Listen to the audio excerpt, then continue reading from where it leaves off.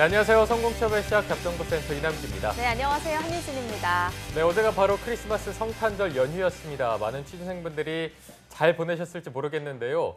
생각해보니까 2019년 내년까지 일주일도 채 남지 않았습니다. 저희도 뭐 하루하루 가는 게 안타깝지만 또 우리 취준생 여러분들은 취업 시장에서 나이가 중요한 스펙이 되기 때문에 더 좀 걱정이 많으실 것 같습니다. 맞습니다. 한 해를 마무리하면서 모든 취준생들이 내년 상반기에는 반드시 취업에 성공하겠다라는 다짐들을 많이들 하실 것 같은데요. 상반기에는 보다 성공 취업의 확률을 높이기 위해서 저희 잡정보센터에서 지금 취준생 구제 프로젝트 왜 떨어졌나 시즌5를 진행하고 있습니다. 네. 언제 돌아갈지 모르는 기회입니다. worktv@ynet.co.kr로 신청하셔서 행운의 주인공이 되보시기 바랍니다. 네. 자, 오늘은 지난주가 아니죠. 이번 월요일에 출연했던 네. 김준수 학생이 다시 한번 출연을 합니다. 어떤 또 자소서에 대한 이야기를 풀어줄지 기대 많이 해주시고요. 수요일 잡정보센터 지금 바로 출발합니다.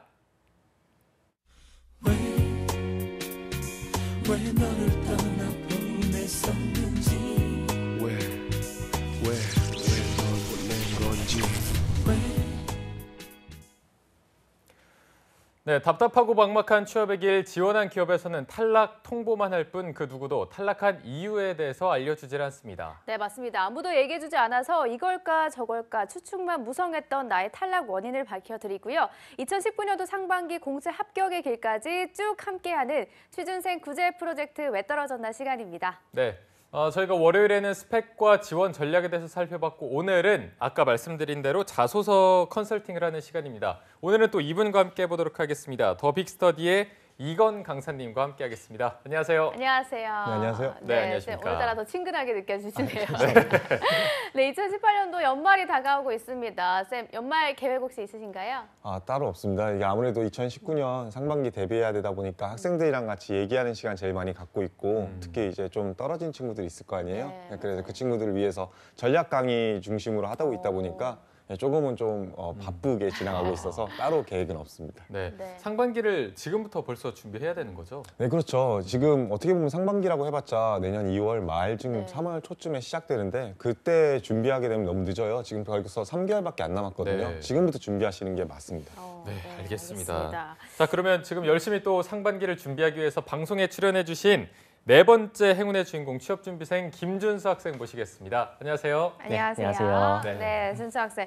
월요일이 첫 출연이었고 어제는 또 크리스마스 때문에 하루 쉬었는데 네. 주변에 혹시 방송 보신 분들 있나요? 네, 친구들이 이게 봐줬는데요. 네. 긴장을 너무 하는 것 같다고 긴장 좀 풀고 가라고 하더라고요. 네. 아, 네. 부모님은 혹시 안 보셨나 봐요. 부모님은 안 보여드렸습니다. 말씀을 안 드렸군요. 네. 알겠습니다. 오늘은 그럼 조금 더 긴장을 풀고 한번 네. 해봤으니까 더 좀 편하게 해보도록 하겠습니다. 네. 자, 오늘은 저희가 말씀드린 자소서 컨설팅을 받게 될 텐데 이번에 2018년 상반기 하반기 공채에서 자소서를 쓰면서 본인이 느낄 때 가장 어려웠던 점이 어떤 거였나요? 일단 제가 지원 동기를 쓸 때 좀 많이 어려움을 겪었는데요. 그 경영 지원 직무다 보니까 아무래도 회사의 사업에 직접적인 관여를 하지 않는 직무라서 이게 지원 동기를 작성할 때 고민을 많이 하였고 네. 그리고 가장 어려웠던 경험이나 그리고 도전에 대한 성공 실패의 경험을 쓸 때 소재가 부족해서 좀 어려움을 많이 겪었습니다. 네. 뭐 지원 동기나 소재 부분에서는 많은 취준생들이 겪고 있는 고민인 것 같은데요. 사실 정말 가고 싶은 회사가 한 곳인 분들도 있겠지만 취준생들이 정말 많이 쓰잖아요. 뭐 그쵸. 100개 이상 쓰는 분들도 있기 때문에 지원 동기를 매 회사마다 다르게 적는다는 게 정말 쉽지 않은 일 같아요. 쌤이 보시기에는 지원 동기를 어떤 식으로 작성을 해야 할까요? 사실 지원 동기하면 지금 어렵다고 얘기하는 가장 큰 이유 중에 하나가 앞서 말씀하셨듯이 이 회사에 대한 정보가 부족하다라는 거 취준생들이 가장 큰 고민이 네. 있어요. 네. 근데 사실 잘 생각해 보면은 탕수육을 왜 좋아해요? 라고 물어보면은 맛있어서요라고 먼저 얘기하지 탕수육에는 새콤한 소스가 들어가서요라고 얘기를 먼저 안 하거든요. 그렇죠. 무슨 얘기인지 아시겠죠? 어. 그래서 회사에 대한 이야기를 먼저 생각하다 보니까 어렵게 접근이 되기 시작하는 거예요. 사실은 내가 왜 지원하는지 거기에 초점을 맞춰서 왜 이게 맛있는지에 대한 이야기를 먼저 시작해야 되거든요. 그래서 직무에 대한 이야기 그리고 회사에 대한 이야기에서 기준점을 나로 잡고 그 다음에 회사에 대한 교집합점을 찾게 되면은 사실 지원 동기는 그렇게 어려운 항목은 아닙니다. 그래서 사실은 모든 항목들이 다 유기적으로 연결되어 있는 만큼 지원 동기를 어렵게 접근하시기보다는 나의 솔직한 내부의 이야기를 전해주는 시간이 됐으면 좋겠습니다. 네, 알겠습니다. 준수 씨가 지난 상반기 하반기 공채 결과를 월요일에 저희가 살펴봤었는데 네. 서류 탈락이 좀 굉장히 많았던 걸로 기억을 해서 네. 본인은 좀 분석을 해봤을 때 왜 떨어진 것 같이 이유를 좀 찾은 게 있나요? 일단 친구들한테도 이렇게 보여주고 한번 봐달라고 했었는데 네. 제 업무 경험이랑 제 역량을 잘 풀어내지 못한 게 아무래도 원인이지 않을까 싶습니다. 네. 또 아무래도 방송에서 준수 씨의 자소서를 전략을 자세히 한번 살펴보기로 할 텐데 먼저 준수 씨는 자신의 경험을 자소서에 잘 풀어내지 못한 것 같다라고 말을 해줬거든요. 네. 이건 쌤이 아마 방송 전에 합격 자소서, 불합격 자소서를 받아보셨을 텐데 어떠셨나요? 일단은 뭐 경험을 잘 풀어내지 못해서 떨어졌다 이 얘기는 저는 그렇게 와닿지는 않았습니다. 사실 경험 자체는 다른 지원자들에 비해서 굉장히 폭넓게 가지고 있는 친구였고 그리고 그거를 녹여내는 방법 또한 어떻게 보면 글을 좀 써본 친구처럼 느껴질 정도로 어떻게 담담하게 자신의 이야기는 잘 담았습니다. 하지만 이 이야기를 왜 담아야 되는지 어떤 이야기에 중점을 둬야 되는지 거기서 괴리를 많이 느꼈기 때문에 그런 부분이 조금은 아쉽지 않았나 많은 생각이 들었습니다. 네, 알겠습니다. 그러면 저희가 좀 알기 쉽게 준수 학생의 자소서의 총평의 점수를 좀 주신다면 어떤 점수를 주시나요? 점수는 B+ 드리겠습니다. B+. B+. 아, 네. 좀 애매한 것 같아요. 그러게요. 네, 왜 그러니까 B급이죠? 앞서 말했듯이 경험 자체는 굉장히 다양하다 보니까 소재를 쓸 수 있는 것이 굉장히 많아요. 네. 네, 실제로 많은 곳에서 일을 했었고요. 근데 그 경험들을 그냥 나열을 하다 보니까 본인의 욕심이 많이 앞서요. 그래서 욕심 때문에 경험들을 A, B, C, D를 다 적고 거기에 따른 역량들을 A, B, C, D를 다 적다 보니까 이게 이 친구가 하고 싶은 이야기가 뭔지에 대해서 명확하지가 않아요. 사실은 자소서에서 제일 중요한 것은 동문서답하지 않는 거거든요. 네. 근데 동문서답으로 접근하는 듯한 느낌이 많이 느껴지다 보니까 그것들이 조금은 아쉬운 부분이 아니었을까 해서 A보다는 B+ 드리겠습니다. 네, 알겠습니다. B+가 참 A로 올라가기가 가장 힘든 점수가 아니겠어요. 네. 그래도 오늘 한번 심폐소생시킬 전략을 짜보도록 할 텐데 준수 씨의 자소서 중에서 오늘 살펴볼 자소서는 어떤 건가요? 오늘 살펴볼 자소서는 DHL 그리고 SK케미칼, 현대글로비스의 자소서를 선택했고요. 네. 왜냐하면 이제 본인은 이제 합격했다 그래가지고 합격 자소서를 그냥 제껴버리는 경우가 굉장히 많은데 일단 합격 자소서도 문제가 있어요. 사실은 네. 자기소개서가 자소서를 잘 썼다고만 합격하는 경우는 거의 없거든요. 이력서와 자기소개서가 총체적으로 평가가 된 이후에 합격이 당락이 좌우되기 때문에 자소서 자체는 문제점이 있다고 생각되는 것들은 다 고려를 해야 된다고 생각했고요. 네. 두 번째는 이 세 개 자소서가 전혀 다른 회사지만 결국에는 하나의 공통적인 잘못된 부분들이 있어서 그 부분을 좀 중점적으로 접근하고자 이렇게 선택을 했습니다. 네. 그리고 마지막으로 여러 가지 다른 자소서도 보내주긴 하셨는데 그런 부분들은 사실 요즘 트렌드랑은 좀 먼 이야기다 보니까 그냥 단순하게 지원 동기 쓰시오. 이것들은 좀 쉽게 접근할 수 있는 것들이잖아요. 근데 네. 항목들이 좀 어렵게 느껴지실 만한 것들에 대해서 어떻게 접근했으면 좋겠는지에 대한 이야기를 좀 담고자 했습니다. 네, 또 오늘 굉장히 속 시원한 솔루션이 나올지 한번 기대를 해보면서 저희가 탈락 원인, 부족한 점을 짚어보기 위해서 준수 씨가 작성한 자소서를 본격적으로 살펴볼 텐데 이 부분은 신세미 캐스터가 전해드리도록 하겠습니다.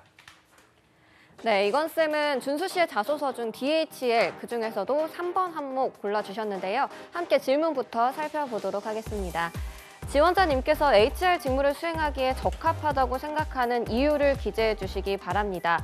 네, HR 직무를 수행하기에 적합한 인재인지 본인의 직무 역량을 조금 서술해야 하는 항목인데요. 준수 씨는 어떻게 서술했는지 함께 살펴보시죠. 네, 협업 전문가, 협업이 필수인 HR 직무에 필요한 협업 역량들을 갖추고 있고 이전 회사에서 본부 대표 협업인으로 선정된 경험도 있어 해당 직무를 수행하기 적합하다고 생각합니다. 협업하기 위한 가장 기본적인 역량은 친화력을 바탕으로 한 소통 능력이라고 생각합니다. 저는 편의점, 영화관 등 다수의 서비스직 업무를 통해 많은 사람과 만나고 대화하고 응대하며 소통 역량을 키웠습니다. 또한 항상 웃는 얼굴과 긍정적인 마인드로 다수의 사람들에게 친근한 인상을 주고 이에 대해 항상 상대방의 말에 경청하여 더욱 원활한 대화를 이끌어냅니다. 회관 관리병이라는 보직으로 군 시절 복지회관에서 근무했던 저는 다수의 장병과 간부에게 친근함을 바탕으로 한 소통 역량을 가지고 서비스를 제공하여 고객들의 투표로 선정되는 우수회관 관리병에 뽑힌 경험이 있습니다. 그 외 중요한 역량은 기업의 전반적인 흐름을 읽는 통찰력이라고 생각합니다. HR 직무는 업무의 특성상 기본적으로 수행하는 일상 업무 외에도 대내외적으로 발생하는 이슈 사항에 대응하는 경우가 자주 발생합니다. 이를 위해서 대내외 사업의 진행 방향과 정도를 파악하여 발생할 업무에 대해 미리 준비하거나 발생한 이슈 사항에 대응하기 위해 유관 부서와 담당자를 파악하고 있어야 하는 등 회사의 전체적인 흐름과 넓은 시야를 보고 인지하고 있어야 합니다. 제가 가진 위 역량을 바탕으로 DHL에서 직원들의 업무 효율성과 근무 만족도를 높일 수 있는 다양한 조직 문화를 기획하고 만들어 DHL의 뛰어난 기업 문화를 더욱더 발전시킬 수 있도록 노력하겠습니다. 네, 이렇게 서술을 하셨는데요. 이 자소서에서는 어떤 점이 부족했는지, 이건 어떻게 고치면 좋을지 건쌤과 함께 살펴보도록 하겠습니다. 네, 알겠습니다. 먼저 첫 번째 DHL 3번 항목을 작성하면서 준수 씨가 뭐 어려웠던 점이나 고민됐던 점이 있었다면 어떤 게 있는지 먼저 들어볼게요. 일단 인사 직무에 알맞는 그 역량 중에, 그러니까 제가 가진 역량 중에 인사 직무에 알맞는 역량이 뭐가 있는지 좀 고민을 많이 했고 어떻게 표현해야 되는지 좀 고민했습니다. 네. 자, 이건쌤, 이게 사실 DHL 자소서는 통과를 했던 자소서를 가지고 오신 건데 그럼에도 불구하고 조금 아쉬운 점이 있어서 가지고 오신 거죠? 네, 맞습니다.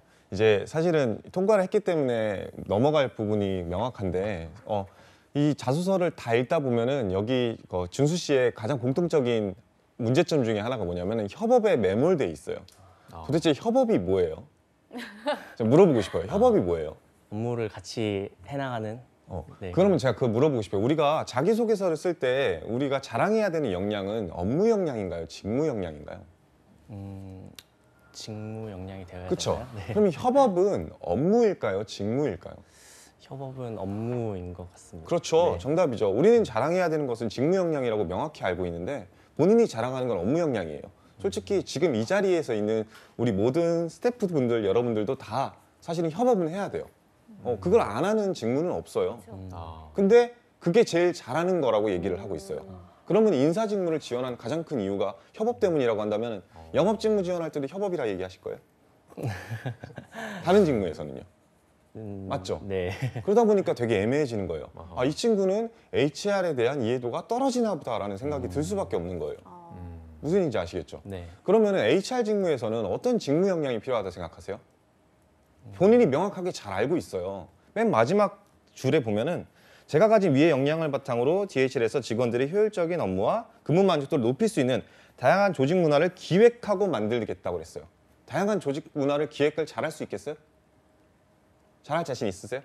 있다고 얘기하시겠죠? 네, 있습니다. 그러면 그 잘할 수 있는 기획을 어떻게 하면 본인의 역량으로서 잘 기획할 수 있는가에 초점을 맞추셔야 돼요.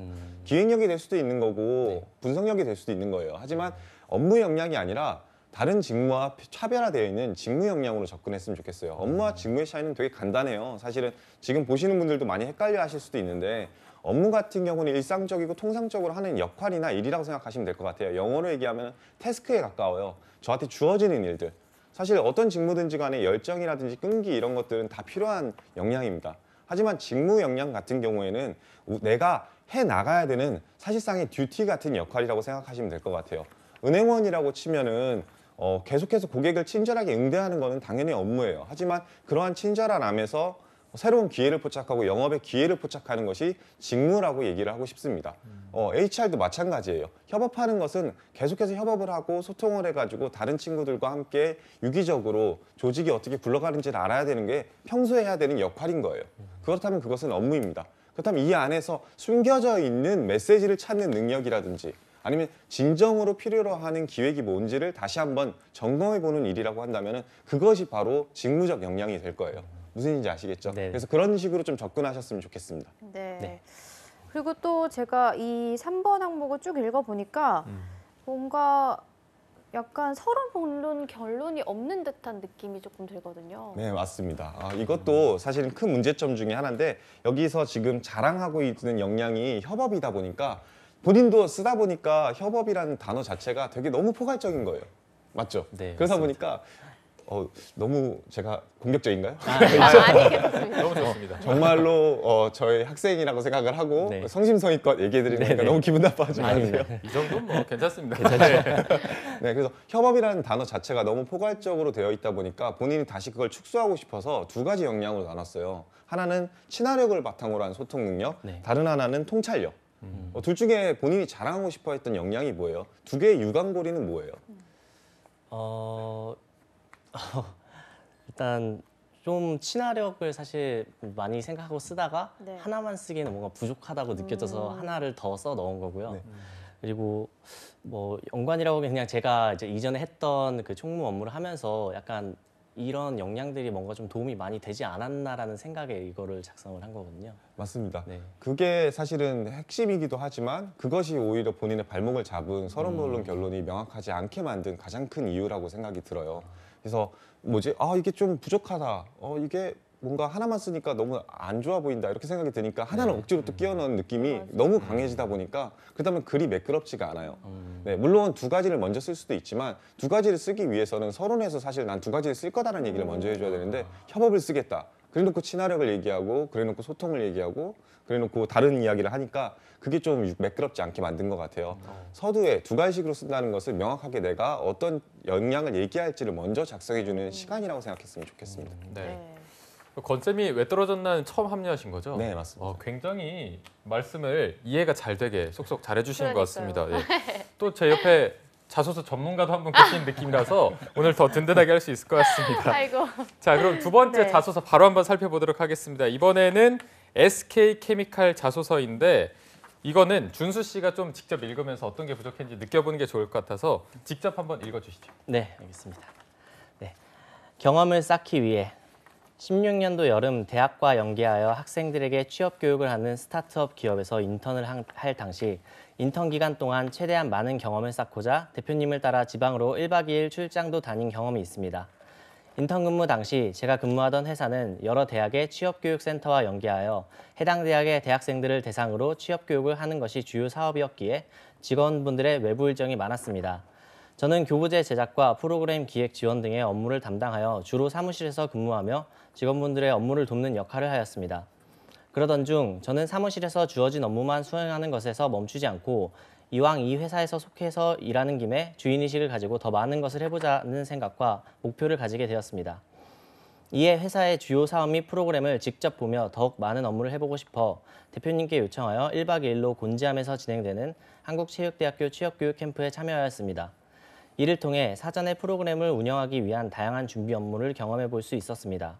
먼저 프로그램에 사용하기 위한 프로그램에 사용할 현수막 제작과 숙박을 위해 예약한 리조트 담당자와의 주차 등록 및 강의장 사용 관련 협의, 교육하는 학교 관계자와의 소통 업무 등의 업무를 해볼 수 있었습니다.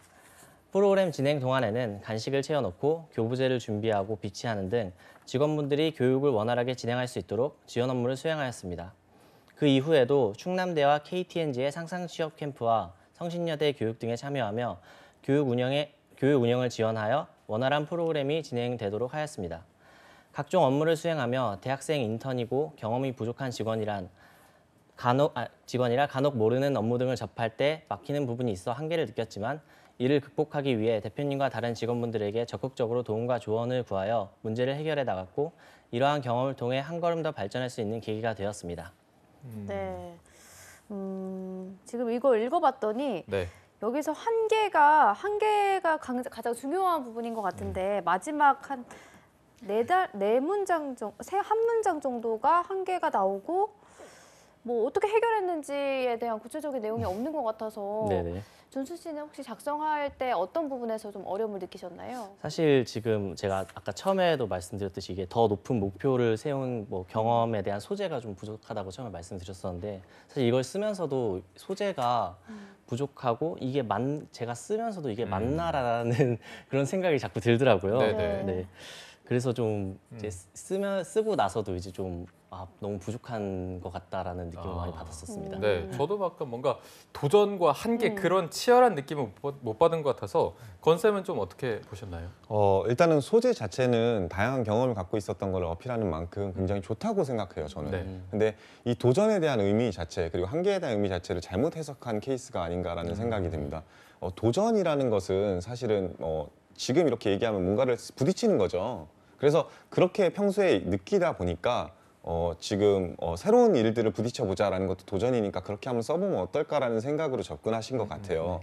그렇게 됐을 때는 명확하게 한계점이라는 게 굉장히 문제가 생길 수가 있어요. 한계는 내가 이미 시작하기 이전에 알고 있었으면 그건 한계점이 아니에요. 그거는 새롭게 시작하는 도전이죠. 그렇죠? 새로운 일들을 해보자. 여기서 명확한 전제 조건은 이미 모르는 일이기 때문에 당연히 어려움을 느낄 거라는 거예요. 근데 그것이 한계점이라고 얘기하고 나니까 이 한계점이 명확하지 않아서 지금 되게 문제점으로 지적해 주신 게 맞는 거라고 저는 생각이 들어요. 그러면은 우리가 생각해 봐야 되는 거는 도전이나 목표를 더 높은 목표라는 걸 굉장히 어려워하는 케이스들이 많아. 이 항목 말고도 되게 많았었죠. 네네. 다른 자소서에서도 더 높은 목표를 세운 적이 있는가 이런 질문들을 되게 많이 물어봐요. 근데 여러분들 쉽게 생각해 보셨으면 좋겠어요. 목표를 더 높게 설정한다는 전제 조건 첫 번째가 깔려요. 뭐냐면은 기존의 목표가 있어야 돼요. 더 높은 목표라면 기존의 목표가 있어야 돼요. 그리고 기존의 목표는 크게 두 분야가 있을 수가 있어요. 하나는 주어진 목표, 다른 하나는 제가 세운 목표. 근데 주어진 목표가 조금 더 합리적으로 자기소개서 쓸 때는 더 좋습니다. 왜? 목표가 주어지기 위해서는 어떠한 조직에 소속돼 있어야 되거든요. 자기소개서라는 것은 결국에는 조직 안에서의 이야기를 담았을 때 가장 자신의 앞으로 일할 기대치나 능력치를 보여주기 편해지거든요. 그래서 조직 이야기이기 때문에 여기서 지금 일했던 내용들은 그대로 소재로 써셔도 돼요. 근데 그때 당시에 주어져 있던 자신만의 목표, 주어진 역할이나 일이 무엇이었는지, 그럼 그 안에서 더 높은 목표를 세운 게 무엇이었는지, 여러분 좀 쉽게 쉽게 이해하기 위해서 제가 예시를 들면은, 예를 들면 스노보드 동아리에 제가 가입돼 있었어요. 근데 회장이 저한테 자, 신입회원 10명 모아. 주어진 목표죠. 좋아, 10명 모을 수 있어. 근데 나는 남들 다 10명 모으라 그랬으니까 더 높은 목표인 15명 한번 모집해보자. 더 높은 목표가 아니에요. 더 높은 목표. 네, 그때 부딪힌 한계. 이거 홍보 막상 똑같이 하려니까 10명까지밖에 안 모이네. 어떻게 해야 되지? 명확하거든요. 그래서 주어진 목표일 때 그것을 재해석하는 것이 훨씬 더 쉽게 접근하는 방법인 만큼 다시 한번 이 사례나 네. 그때 내가 주어졌던 역할이나 일들이 무엇인지에 대해서 고민을 해보셨으면 좋겠습니다. 네. 네. 저도 이걸 처음에 읽을 때는 학생 인턴임에도 불구하고 다른 챔프를 하게 해달라고 요청한 거에 대해서는 되게 칭찬할 만한 좋은 경험이다라고 생각을 했거든요. 그래서 아무래도 뭐 준수 씨가 다시 한번 생각해 봤을 때 그 당시에 뭔가 어려웠던 점이 찾아보면 있을 것 같다는 생각이 들어서 네. 다시 한번 이 경험을 되새겨 보는 것도 좋을 것 같은데요. 네. 뭐 만약에 경험을 생각해 봤는데도 특별한 뭔가 어려움이 없었다라고 하면 이 경험을 포기하는 게 나을까요? 이 경험도 충분히 쓸 수는 있습니다. 왜냐하면 여러 군데를 찾아다녔거든요. 근데 그 여러 군데를 찾아다닌 걸 다 접근하다 보니까 지금 중간에 글이 이만큼이죠. 근데 사실은 우리가 집중해야 되는 것은 거기서 부딪혔던 한계거든요. 네. 그래서 그 일을 다 포괄적으로 성신여대를 갔던 일이라든지 이런 것들 다 적는 게 아니라 그 중에 하나를 선택을 하시는 게 훨씬 더 좋은 접근 방법이 될 거예요. 그 안에서 뭔가가 부여받은 업무가 있는데 이게 너무 막히는 거예요. 사실 그런 이야기들이 훨씬 더 좋은 이야기가 될 수 네. 있으니까 각각 포괄적인 사례가 말고 개별적인 사례로 접근하시면 좀 더 찾기 쉬울 거예요. 알겠습니다. 자, 저희가 다음으로 또 자소서 현대글로비스도 한번 살펴보도록 하겠습니다. 물류, 해운, 유통산업에 대한 관련 이슈를 선정하고 자신의 견해를 좀 서술해라 이런 항목인데 저희가 좀 시간 관계상 제가 좀 빠르게 읽어보도록 네. 하겠습니다. 자율주행이 탁송에 가져다줄 변화. 세계 자동차 시장은 인공지능과 빅데이터, 통신기술의 발전과 함께 자율주행 자동차 개발에 전념하며 상용화를 위해 노력하고 있고 택시, 버스와 같은 공공재와 트럭 같은 대형 차량에 우선적으로 도입될 것으로 예상합니다. 이러한 자율주행의 개발은 물류 산업에도 커다란 변화를 가져다 줄 것으로 보입니다. 현대글로비스는 현재 다양한 협력업체와 계약을 통해 현대자동차와 기아자동차의 공장에서 생산된 차량을 전국 곳곳으로 운송하고 있습니다. 대형 탁송 차량을 통해서 생산된 차량을 운반하는 도중에 종종 사고가 발생하여 예기치 않은 비용과 시간의 손실이 발생하는 경우가 있습니다. 자율주행 탁송 트럭의 개발은 추후 이러한 비용과 시간의 손실을 막거나 절감해 줄 수 있는 역할을 할 것으로 기대가 되며 탁송하는 기사님이 더는 필요치 않게 됨으로써 인건비 절감에도 도움을 줄 것으로 보입니다. 다만 자율주행 차량을 도입하게 되면 타 부문 및 협력사에 대한 상호소통과 협력을 통해 우리라는 공동체 의식을 나눔으로써 시너지 효과를 창출하고자 하는 현대글로비스의 경영 이념과 반대되는 모습을 보이게 됩니다. 이러한 부분은 현대글로비스와 직원들 그리고 협력사가 함께 안고 해결해 나가야 할 문제라고 보입니다. 라고 돼 있습니다. 네. 준수 씨 그럼 이 항목에서는 작성할 때 뭐 수월하셨나요? 좀 어떠셨나요? 되게 어려웠어요. 네. 일단은 사실 이 질문이 뭐를 의도하는지 그냥 단순하게 지식만 요구하는 건지 몰라서 일단 찾아는 봤는데 이제 해당 산업에 대한 지식이 별로 없다 보니까 이제 뉴스 기사를 많이 찾아봤거든요. 근데 네. 눈에 띄는 이슈가 따로 없더라고요. 그래서 그 전에 이제 다른 자동차 이제 자동차 관련 이슈 찾아보면서 이제 자율주행 얘기 중에 이 운송업 관련된 얘기가 있어서 그거를 따와서 이제 쓴 건데 너무 쓰다 보니까 마지막에 예민한 이슈를 건들지 않았나라는 생각이 들더라고요. 그러면 기업은 왜 좀 이렇게 예민한 게 나올 수 있는 이런 거를 왜 자소서에 넣는지 어떤 이유인가요?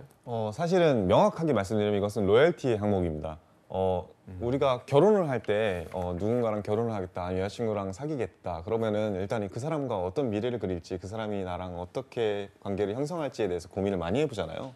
네, 사실 이것도 마찬가지죠. 내가 직무를 HR을 희망해요. 그러면은 앞으로 HR은 어떻게 될 것 같아요? 그거를 가장 잘 간접적으로 확인할 수 있는 게 앞으로 우리 산업군은 어떻게 변화할지에 대한 이야기일 수밖에 없어요.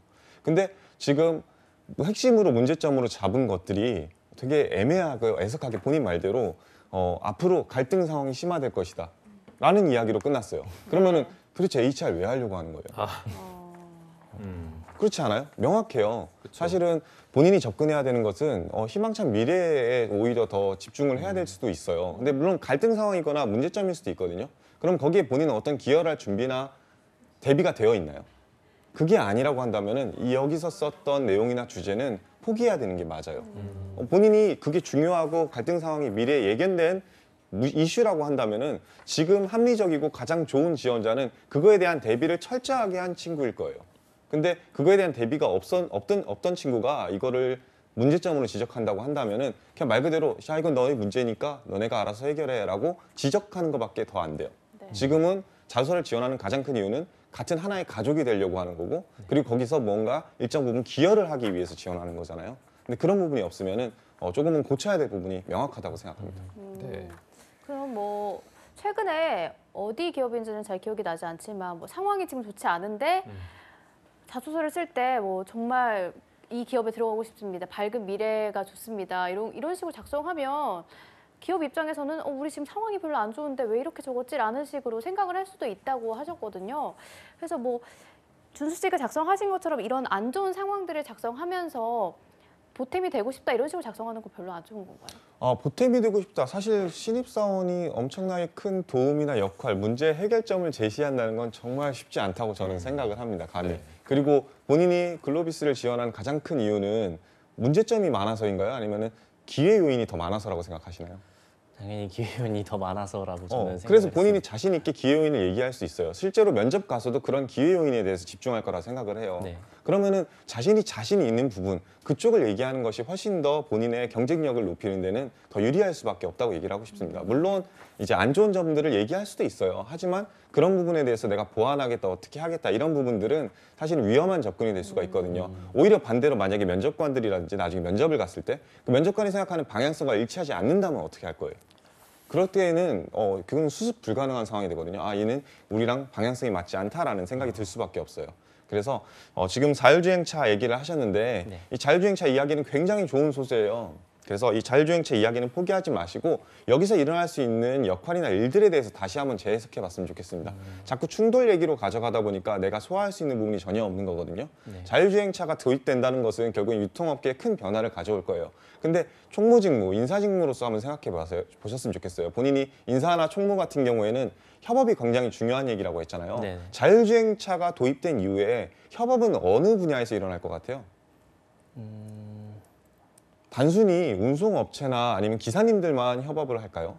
절대 아니란 말이에요. 네. 자율주행차가 도입되고 나면은 자율주행을 위한 도로 시스템과 관제망에도 협업이 필요할 거예요. 도로교통공사에서 자율주행차가 자연스럽게 자동으로 다닐 수 있게 하려면은 그게 전산망과 연결될 수밖에 없고요. 그러면은 현대글로비스랑 도로교통공사는 함께 유기적으로 연결할 수밖에 없어요. 거기서 나오는 부속적인 문제들이라든지 자재들에 대한 문제점도 총무로서는 계속해서 주기적으로 컨택을 해야 되고 문제점이 뭔지 빨리 파악해야지 원활한 유통망을 형성할 수 있을 거란 말이에요. 그러면은 본인은 본질적인 문제나 대외 협력에 대해서 자신 있는 사람이냐라고 물어보면 거긴 자신이 있잖아요. 네. 그래서 그런 기회 요인들이라든지 예상되고 있는 객관적인 사실이나 문제점들을 얘기하시는 게 훨씬 더 좋습니다. 알겠습니다. 네. 자, 저희가 너무 조금 쓴 말만 드린 것 같아서 이건 쌤이 SK케미칼 자소서 5번의 항목 답변은 좀 칭찬한다고 하셔서 저희가 가지고 와봤는데 입사 후 포부를 서술하는 이 항목입니다. 저희가 또 시간 관계상 제가 조금 요약해서 읽어보도록 하겠습니다.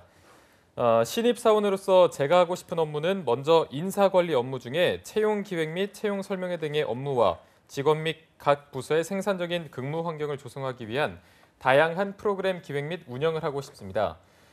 일단 현대자동차 연말정산 아르바이트 및 각종 서비스직 아르바이트를 경험하며 협업을 하는 경험을 쌓았습니다. 그리고 홍콩 청소년을 대상으로 문화교류 프로그램을 기획하고 운영하는 업무를 하며 전반적인 프로그램 기획 운영에 대한 역량을 쌓을 수 있었습니다. 또 취업교육회사에서 인사관리 업무 중에 조직 관련 프로그램 준비 및 운영에 도움이 될 수 있는 경험을 했고 KTDS에서 300명이 근무하는 본부의 총무 담당자로 근무하면서 실제로 회사 및 대형 조직에서 어떠한 업무를 처리하는지 경험을 했습니다. 또 여기에서 뭐 통찰력이나 커뮤니케이션 역량 그리고 대표 협업인으로 선정되는 성과를 내기도 했고요. 또한 여기에다가 전사 고졸사원 워크숍 운영 지원과 2018년도 신입사원 본부 업무 설명회 기획 및 운영 등의 업무를 하면서 업무에 대한 자신감을 가지고 있다 이렇게 포부를 밝혔습니다. 마지막으로 이러한 경험을 바탕으로 SK케미칼에 입사해서 조직의 흐름을 보는 통찰력과 커뮤니케이션 역량을 바탕으로 우수한 사원이 되도록 하겠습니다. 이렇게 돼 있습니다. 네, 칭찬해 주실 항목이라고 선정을 하긴 했지만 뭐 어떤 식으로 포부에 대해서는 마지막 한 문장만 나온 것 같아서 이 부분이 조금 아쉬워 보이긴 하는데 또 입사 포부에서도 협업이 굉장히 많이 등장해요. 네. 한번 평가를 부탁드릴게요. 일단은 제가 칭찬하고 싶다 얘기했던 건 너무 채찍만 이렇게 하면 안 되니까 당근도 좀 드리니까 말씀드린 거고 사실은 다른 항목과 다르게 이거는 그래도 포커스해야 되는 부분이 뭔지를 명확하게 해줬어요. 앞서 말했듯이 마지막에 드러났다고 얘기는 했지만 목적지를 뚜렷하게 채용 기획 그리고 생산적 근무 환경을 위한 기획이라고 아까는 그냥 직원들을 위한 기획이라고 얘기했지만 여기서는 생산적 근무 환경을 위한 프로그램 기획이라고 명확하게 그 목적지를 제시해 줬어요. 네. 사실은 우리가 바라는 포부는 이런 명확한 뚜렷한 목적지를 제시하는 거고 그것이 지원 이유와 본인이 지원한 이유와 가장 합리적으로 일치하는지예요. HR 왜 하고 싶다 그랬어요? 네, 다른 잘 도와서 네. 회사가 운영이 잘 될 수 있도록. 그렇죠. 네. 그거를 위해서는 이렇게 신입사원들이나 생산적 근무 환경을 위한 좋은 프로그래밍의 기획은 중요한가요? 네, 중요하죠. 네. 이렇듯이 지원 동기와 24호 포부는 뗄래야 뗄 수 없는 관계에 있어요. 그런 부분에서 이해도는 어느 정도 있었고 그리고 목적지를 뚜렷하게 나타냈기 때문에 좋다고 얘기를 하고 싶습니다. 다만 앞서 말했듯이 협업에 너무 매몰돼 있어요. 그리고 그 부분이 기획이 가장 초점인데도 불구하고 거기를 본질을 흐리고 나머지 이야기들에 내가 자랑하고 싶은 역량에 너무 치중해 있다 보니까 좀 동문서답으로 보여지는 케이스가 있거든요. 아까 얘기했듯이 여기에 좀 집중을 하셔서 이게 어떻게 하면 달성할 수 있을지 그걸 위한 계획이 무엇인지 조금 더 구체적으로 접근했으면 좋겠어요. 네. 네. 네. 오늘 준수 씨가 작성한 항목을 통해서 건쌤의 조언을 들어봤는데 준수 씨 아직 해결되지 못한 궁금증이 있으시다면 지금 질문하셔도 좋을 것 같습니다.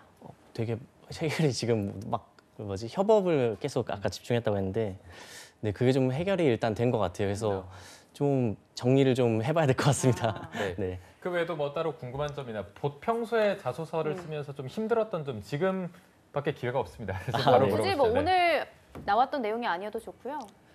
아까 처음에도 말씀드렸는데 이제 업무 경험과 역량을 잘 표현을 못한 것 같다고 제가 말을 했었거든요. 근데 계속 아까 말씀하신 것처럼 협업에 대해서만 자꾸 쓰게 되더라고요. 그래서 혹시 제가 했던 그런 역량들, 업무들을 어떻게 좀 잘 표현할 수 있는 방법이 따로 있는지 그게 좀 궁금합니다. 네. 일단은 항상 역량 자체 단어에 집중하지 말고 네. 그것이 왜 필요한지 그 이유에 초점을 맞추셨으면 좋겠어요. 지금 본인은 다양한 강점이 있어요. 예를 들면은 아까 KT 쪽에서도 일해보신 거 네. 있으시고요. 그리고 뭐 기획력이나 운영 능력도 있으시고요. 네. 근데 그런 것들을 다 포기하고서는 그냥 협업으로 퉁쳐버리니까 힘든 거거든요. 기획력 얘기하셔도 돼요. 운영 능력 얘기하셔도 돼요. 근데 기획력이 왜 중요해요? 운영 능력이 왜 중요해요?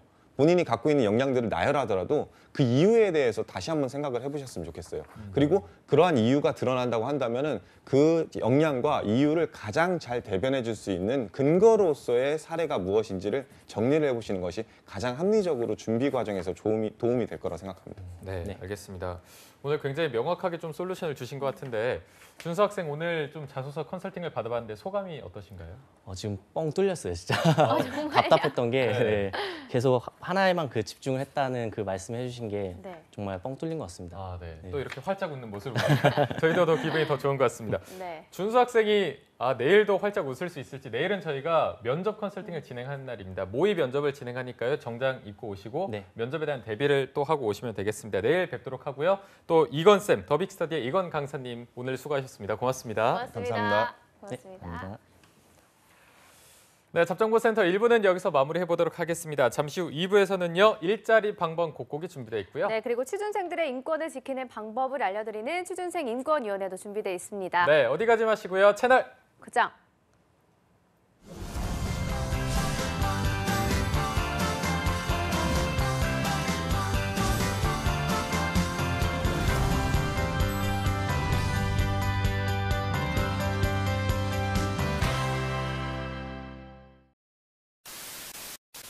바쁜 이 도심 속 난 오늘도 커리어우먼을 꿈꾼다. 스펙, 자소서, 면접, 토탈 컨설팅까지 잡정보센터와 함께라면 두렵지 않아. 최고의 컨설턴트와 함께 알아보는 내가 떨어진 이유와 상반기 공채 전략. 취준생 구제 프로젝트 왜 떨어졌나? 시즌 5. 많은 시청 바랍니다.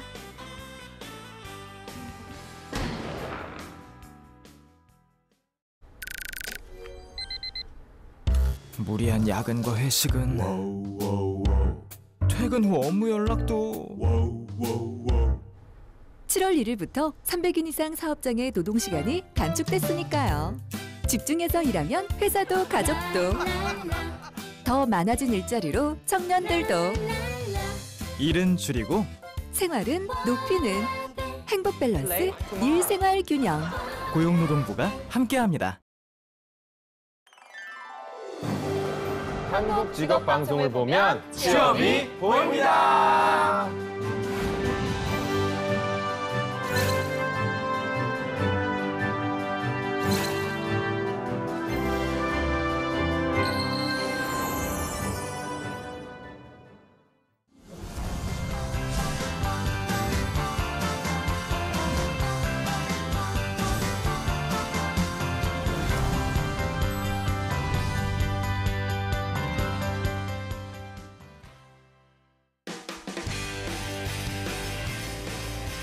네, 성공처벌 시작 잡정보센터 2부의 문을 활짝 열어봤습니다. 저희가 2부에서는요.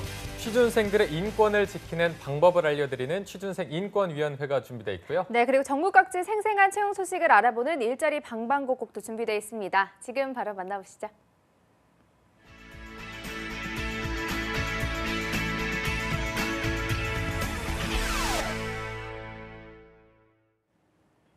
네, 매일매일 전국 각지의 생생한 채용 정보를 알아보는 일자리 방방곡곡. 오늘은 수원으로 가보겠습니다. 수원 고용복지플러스 센터의 이연자 주무관님, 안녕하세요. 네, 안녕하세요. 수원고용복지플러스센터의 이연자입니다. 네, 오늘 채용 소식 알려주시죠. 네, 이번 주 소개해드릴 구인업체는 수원시 팔달로에 위치한 사단법인 부스러기 사랑 나눔회입니다. 경기남부 지역아동센터에 사회복지 서비스를 지원하는 비영리법인으로 사회복지사 1명을 모집합니다. 직무 내용은 경기도 지역아동센터에 파견하는 특기 강사를 관리하는 것으로 학력은 초대졸 이상, 경력은 무관하게 지원 가능합니다. 사회복지사 자격증 소지자, 지역아동센터 경험자, 회계 업무 경험자를 우대하며 주 5일 근무로 급여는 월 250만 원, 면접 시 급여 협의 가능합니다. 접수 마감일은 채용 시까지이니 관심 있으신 구직자분들은 워크넷 구인 정보를 확인하여 이력서와 자기소개서를 준비해 이메일로 지원하시기 바랍니다. 네, 경력이 무관한 구인권으로 사회복지사 1명 채용하고 있습니다. 관심 있는 구직자 여러분들의 많은 지원 바라겠습니다. 주무관님, 바로 다음 소식도 알려주시죠. 다음으로 소개해드릴 구인업체는 화성시 남양읍에 위치한 파워코리아 주식회사입니다. 디젤 엔진의 발전기 세트를 제작 공급하는 발전기 전문회사로 전동기와 발전기 관련하여 기술 개발을 담당할 연구원 1명을 모집합니다. 경력은 관계없이 학력은 대졸 이상 지원 가능하며 전기공학, 물리과학 전공자 및 전기산업기사, 전기기사 자격증 소지자를 우대합니다. 주 5일 근무로 급여는 연 2,800만 원이며 면접 시 급여 협의 가능합니다. 접수 마감일은 채용 시까지이니 관심 있으신 구직자분들은 워크넷 구인 정보를 확인하여 이력서와 자기소개서를 이메일로 지원하시기 바랍니다. 네, 기술개발연구원 한 분 채용하고 있습니다. 이 구직권도 경력이 무관하게 모집을 하고 있으니까요. 구직자 여러분들의 많은 참여 바라겠습니다. 주무관님 오늘 소식 고맙습니다. 고맙습니다. 네, 다음으로 서울의 박가혜 주무관님 연결돼 있습니다. 주무관님 안녕하세요. 네, 안녕하세요. 서울고용센터 박가혜 주무관입니다. 네, 오늘 서울에는 어떤 채용 소식 준비되어 있나요? 네, 첫 번째 알려드릴 소식입니다. 서울 성동구 광나루에 위치한 세무법인 선율에서 회계사무원 1명을 모집합니다. 초대졸 이상의 학력과 1년 이상의 경력이 필요합니다. 거래처 기장 및 결산 작업, 각종 신고 업무를 담당하게 됩니다. 전산 세무 및 전산 회계 관련 자격증 소지자와 워드 프로세스, 스프레드시트, 회계 프로그램 사용 능숙자를 우대합니다. 급여는 연봉 2,200만 원 이상입니다. 접수는 이메일을 통해 이력서 및 자기소개서 등을 제출하시면 되고 자세한 사항은 워크넷을 참고하여 지원하시면 되겠습니다. 네, 1년 이상 경력의 회계사무원 한 분 채용하고 있습니다. 채용 시 마감되는 구직권이니까요. 관심 있는 분들은 빠르게 지원하시기 바랍니다. 주무관님 바로 다음 소식도 알아보겠습니다. 네, 서울 금천구 시흥대로에 위치한 주식회사 성원스틸 레이저 주식회사에서 캐드원 1명을 모집합니다. 학력은 무관하며 5년 이상의 경력이 필요합니다. 캐드 도면 해독, 작성 등 캐드 업무를 담당하게 됩니다. 황금 전개, 제작 견적 가능자, 레이저 인가공 업체 경력자, 아이스트로닉 프로그램 운영 경력자를 우대합니다. 급여는 연봉 3,000에서 4,000만 원 이하로 실무 테스트 후 연봉 협의합니다. 접수는 이메일을 통해 이력서, 자기소개서 등을 제출하시면 되고 자세한 사항은 워크넷 홈페이지를 참고하여 지원하시면 되겠습니다. 네, 채용 시 마감되는 구직권입니다. 관심 있는 분들의 빠른 지원 바라겠습니다. 주무관님 오늘 소식 고맙습니다. 고맙습니다. 네, 지금까지 일자리 방방곡곡 경기와 서울 지역의 채용 정보 알아봤습니다.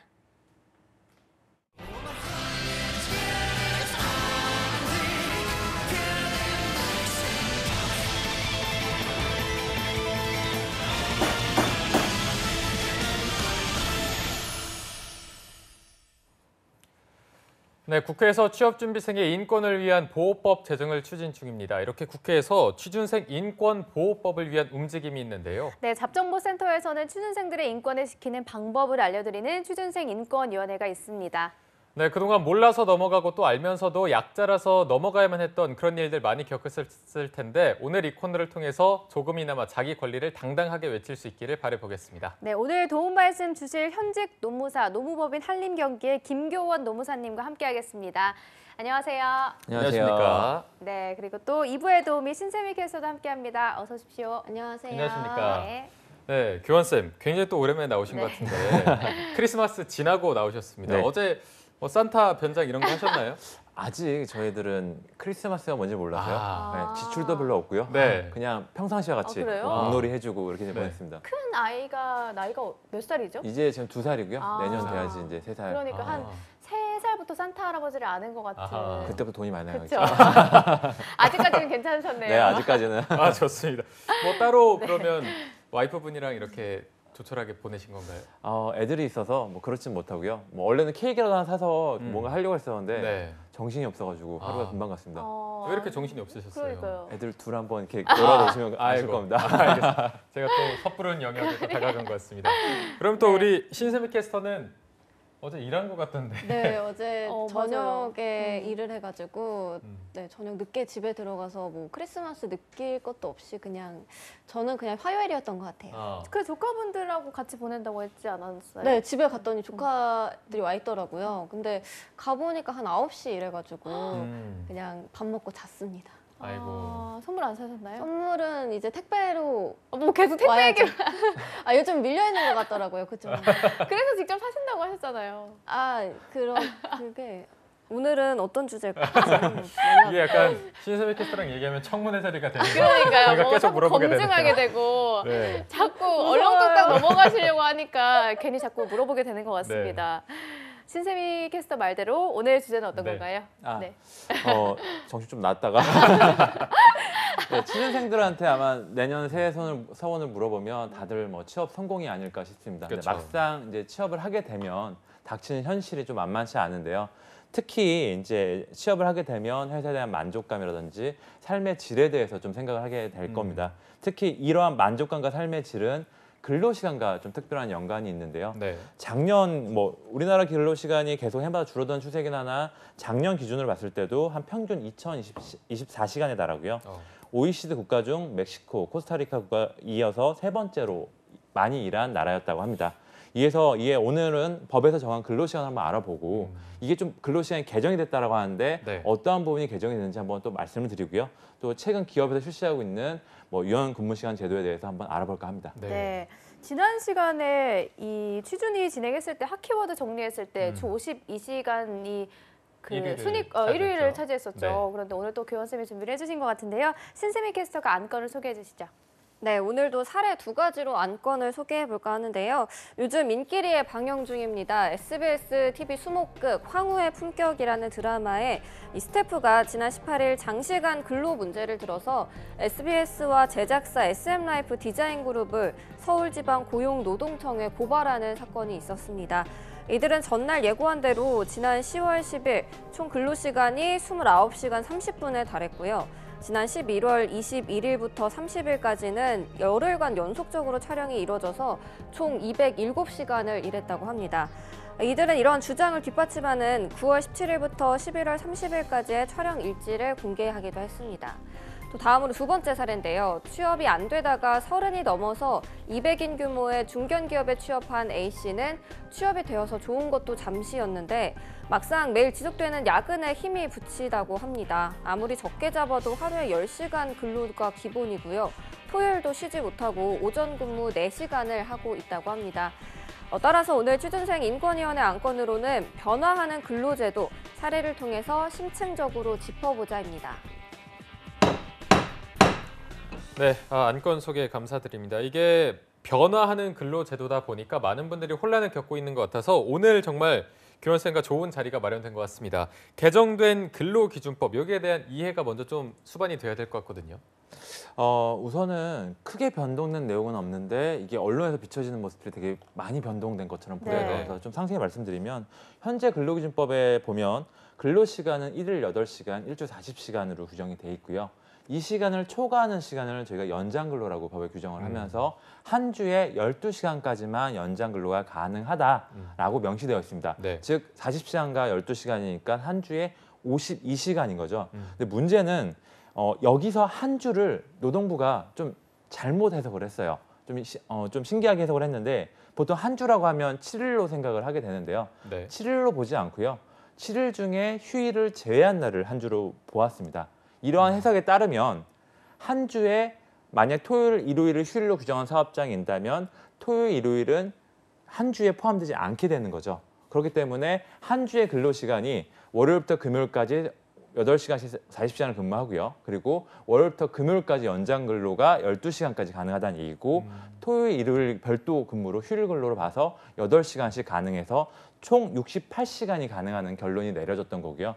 이렇게 되어오던 것들이 이제는 법이 좀 개정이 되면서 판례에서 법원에서 이 일주일에 대한 해석이 이렇게 해석되는 게 말이 안 된다라는 어떤 입장을 냈던 거고요. 입법부에서는 이런 부분을 반영을 해서 근로기준법을 개정을 하게 됩니다. 해당 내용을 보시면 좀 다른 법률과 다르게 일주라는 개념에 대해서 다시 한번 설치하게 됩니다. 일주를 휴일을 포함하는 7일이라는 어떤 규정을 신설을 하였고요. 좀 다른 법과 다르죠. 7일이라는 부분은 상식적으로 이해가 충분히 가능할 부분인데 근로기준법에 이게 들어왔다라는 것 자체가 애초에 노동부 해석이 잘못되고 있었으므로 앞으로 개정을 할 거다라는 부분에 들어왔고 이렇게 되다 보니까 한 주 40시간과 한 주 12시간을 합친 총 52시간까지만 가능하도록 이제는 법에서 확실하게 명시를 해둔 것이고요. 다만 이거는 근로자 규모에 따라서 시행 시기가 좀 달라지고 있습니다. 네. 이게 휴일에 대한 해석이 약간 조금 그 기준을 잘못 둔 걸까요? 좀 다르게 둔 것 같아서 이렇게 좀 혼동이 생긴 것 같은데 저희가 더 쉽게 설명해 드리기 위해서 사례를 통해서 조금 알아봐야 될 것 같은데 아까 소개드렸던 사례 1번 좀 어떻게 해석할 수 있을까요? 앞에 사례 1이 아마 방송사 관련된 부분이었는데 네. 보통 드라마가 외주 제작이 많다 보니까 방송사랑 연관되기보다는 제작사랑 연관될 가능성이 좀 높고요. 보시면 10월 10일 날 총 근로 시간이 29시간 30분이었다고 합니다. 그리고 11월 21일부터 30일까지 열흘간 총 207시간을 근무했는데 그렇다면 1일 평균 근로시간이 한 20시간이 넘게 되거든요. 좀 상식적으로 이해는 안 되시죠? 네. 계속 근무를 했다는 게. 4시간 빼고 그냥 그렇죠. 계속 일한 거네요. 뭐 자지도 않고 근무를 했다라는 네. 얘기에 대해서 이해는 안 가실 텐데 아마 촬영장 업무 특성상 대기 시간이 많거든요. 그쵸. 그 대기 시간을 근로 시간으로 보아서 이렇게 산정이 된 것 같고요. 대기 시간을 휴게 시간을 볼지 근로 시간을 볼지는 좀 차이가 좀 있습니다. 대기 시간을 휴게 시간으로 보는 경우에는 다음 근무 시간이 좀 정해져 있다. 그래서 휴게 시간 언제든지 자기가 그 대기 시간을 활용해 휴게 시간을 취할 수 있다라고 한다면 그 시간을 휴게 시간으로 볼 수 있으나 그 대기 시간이 언제 근무할지 모른다라고 할 때는 근로 시간을 볼 가능성이 높거든요. 그래서 해당 내용 보시면 굳이 뭐 일주 52시간이 넘었느냐 안 넘으면 따질 필요 없이 벌써 하루의 근로 시간이 20시간이 넘었기 때문에 근로기준법 위반될 가능성이 상당히 높습니다. 네. 아직은 조금 헷갈리는 부분이 있어서 사례 2를 통해서도 조금 설명을 들어보도록 하겠습니다. 네.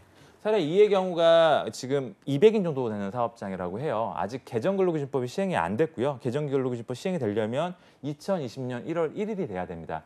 보시면 하루에 최소 10시간 정도 평일에 근무를 했다라고 해요. 그러면 8시간 초과한 시간이 2시간이고 한 주 월요일부터 금요일까지 근무한 연장 근로를 따지자 보면 2시간씩 5일이니까 10시간이 되죠. 이 10시간과 토요일 날도 4시간을 근무를 했다라고 합니다.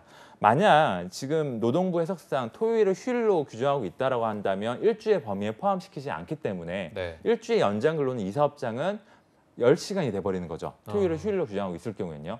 근데 이제 만약에 2020년 1월 1일이 됐다. 그래서 근로기준법이 시행이 된다라고 했을 경우에는 이 사업장 같은 경우에는 한 주에 휴일도 포함하는 7일이기 때문에 토요일 근로도 당연히 연장 근로에 포함이 되고요. 그러면 평일날 10시간 근무를 했고 토요일날 4시간 근무를 했기 때문에 총 14시간 근무를 한 게 돼서 연장 근로 12시간 초과 문제가 발생하게 됩니다. 그럼 이것도 법 위반이 되는 거네요. 그렇죠. 네. 자, 저희가 뭐 이번에 7월에 말씀해 드렸지만 300인 이상 되는 사업장의 경우 같은 경우에는 주 52시간제가 도입되면서 유연 근로제를 좀 많이 도입하는 것 같은데 좀 많은 기업들이 하고 있는 제도 같은 게 있으면 같이 설명해 주시면 좋을 것 같아요. 네. 오늘 좀 2가지 정도 설명해 드리려고 하는데요. 법에서 정하고 있는 제도이고요. 많은 대기업들에서 좀 실시하는 제도입니다. 우선 탄력적 근로시간제라고 해서 근로기준법 제51조에 나와 있는 거고 탄력적 근로시간제라는 3개월 단위 기간을 정해서요. 특정 주의 근로시간이 많으면 다른 주의 근로시간을 적게 근무해서 평균적으로 봤을 때 근로시간이 최대 52시간이 넘지 않을 경우에는 위반을 보지 않는 제도입니다. 예를 들어서 한 주의 근로시간 64시간 근무를 했다. 그리고 다른 주에 40시간을 근무했다. 평균을 내면 52시간 범위 안에 들어오죠. 원래대로라면 이 제도를 시행하지 않았다면 64시간 근무한 주는 52시간을 초과했기 때문에 법 위반이 되지만 평균을 내서 이 제도를 시행을 했기 때문에 평균을 내서 50시간이 넘지 않기 때문에 위반 사항이 없어지게 됩니다. 네, 전체 시간을 같이 그냥 보는 거네요. 총량. 네, 단위 기간에 대한 총량을 평균을 내서 넘었느냐 안 넘느냐를 보게 되는 거죠. 네. 보통 대기업 제조업체들이 많이들 좀 많이 활용하는 제도고요. 다음 사례가 이제 그 사무직들에도 좀 많이 적용되는 사례인데 선택적 근로시간 제도입니다. 벌써 선택이라는 말에서 좀 와닿는 게 있으실 것 같은데 앞에 그 제도가 사업주가 좀 근로시간을 정하는 부분이 있다고 한다면 선택적 근로시간 제도는 근로자가 직접 출근 시간, 퇴근 시간을 정하는 제도를 의미합니다. 그러니까는 근로자한테 출퇴근에 대한 재량권을 부여해서 알아서 주 40시간의 범위를 맞출 수 있도록 하는 건데요. 월요일, 화요일 날 5시간 근무를 한 근로자가 수목금 10시간 근무를 할 수 있고요. 이렇게 되면은 근로자가 충분히 자율적으로 운영할 수 있게 되는 거죠. 실제로 이게 많이 지금 이용이 되고 있나요? 뭐 제가 아는 SK, 삼성 이런 데들 사무직들 대부분 다 이 제도가 적용이 되고 있는 걸로 알고 있어요. 그럼 실제로 이 부분에 대한 만족도는 굉장히 높은 편이겠네요. 아직까지는 근로자분들이 좀 눈치를 볼 수 있는 사항인 것 같긴 해요. 그래서 실제적으로 제가 이제 현업 담당자들 만나보면 눈치를 좀 보고 있는 사항이 맞긴 맞는데 그래도 아직 개성이 좀 뛰어난 분들은 뭐 자유롭게 좀 자유롭게. 사용하시는 것 같고요. 네. 뭐 아무래도 회사에서도 바쁜 시즌이 있고 좀 그렇죠. 한가한 시즌이 있어서 이게 조금 갈릴 것 같다는 생각이 네, 드는 맞습니다. 것 같습니다. 보완점이 필요할 것 같긴 한데요. 교환쌤이 오늘 이렇게 변화하는 근로제도에 대해서 자세한 소개를 해주셨는데요. 마지막으로 촌철살인 한마디까지 들어보겠습니다. 제가 노무사 자격증을 취득하고 첫 직장, 첫 사회 생활을 한 곳이 노무법인인데요. 9시에 출근을 해서 아무리 빨라도 뭐 11시 반, 12시에 퇴근을 했던 것 같아요. 하루에 12시간 넘는 시간을 근무를 했죠. 제가 이 말씀을 드리는 이유는 제가 고생했다 이런 얘기를 드리는 게 아니고요. 살짝 그렇게 들리는. 그런 내용이 아니고요. 그러니까 노무사라는 법을 아는 법인이거든요. 그러니까 기관이거든요. 회사임에도 불구하고 그랬다라는 거예요. 그래서 지금도 마찬가지입니다. 지금도 뭐 회사에 방문하게 되면 CEO분들이 근로시간이 많으면, 그러니까 근로시간을 장시간 하는 직원이 있으면 회사에 대한 충성심이 높고 일에 대한 열의가 많은 걸로 파악을 하는 경우들이 있어요. 근데 실상 그렇지는 않다라는 거죠. 네. 이러한 부분이, 이러한 어떤 인식이나 관행에 대한 변화가 꼭 있어야지만 근로시간 주 52시간제가 정착이 될 거고, 더 나아가 근로시간 단축도 가능할 수 있을 거라 생각이 듭니다. 네, 알겠습니다. 오늘 저희가 마지막으로 교환쌤의 촌철살인 한마디까지 들어봤고요. 오늘도 또 현직 노무사로서 취준생 입장에 서서 많은 얘기를 해주셨습니다. 취준생 인권위원회를 수고해주신 김교원 노무사님 그리고 신샘 캐스터 두 분 고맙습니다. 고맙습니다. 감사합니다. 네, 잡정부센터 오늘 준비한 내용은 여기까지입니다. 내일도 공채 합격을 위한 필수 가이드죠. 공채 승리를 위하여, 그리고 왜 떨어졌나 시즌5는 계속됩니다. 네, 저희는 내일 오전 10시에 웃는 얼굴로 찾아뵙겠습니다. 여러분 고맙습니다. 고맙습니다.